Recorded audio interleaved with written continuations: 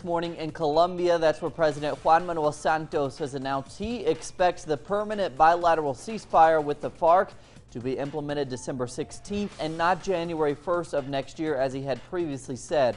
Now, he also said he would ask the UN Security Council for a mandate to verify the definitive truce that would mark the end of the 54-year conflict with the FARC. Well, it would be the ceasefire.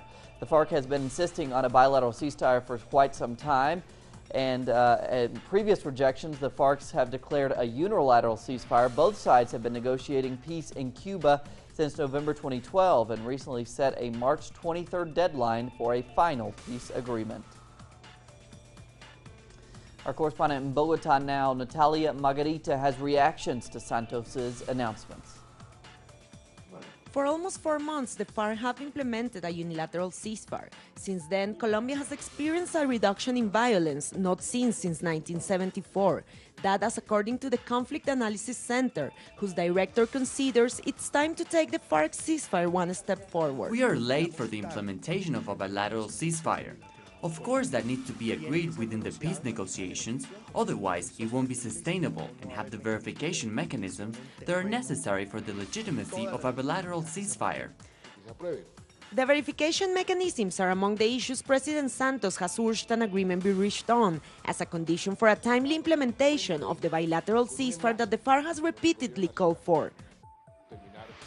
I hope that up to the 31st of December, we can, for instance, conclude the 5th point of the peace talks agenda, which is the end of the conflict, so that we can decree a bilateral and internationally verified ceasefire starting from the 1st of January. The 5th point of the agenda includes the issues of demobilization and disarmament, but also all the technicalities that a bilateral ceasefire will necessarily imply, subjects that a technical commission is dealing with in Havana. It is a topic that is being discussed, and is crucial in order to guarantee that there will be no hostilities between the parties that subscribe the ceasefire. There needs to be some sort of control and verification, and that discussion has not concluded yet. Now, the FARC has suggested there is no need to wait until January next year for a bilateral ceasefire, when it could rather come as a good Christmas gift for Colombians, something to which President Santos has reacted positively. If we Colombians have already felt a reduction in violence, and the last 2 months have been the least violent in terms of armed conflict, now imagine how amazing it would be to have our first Christmas with no arms.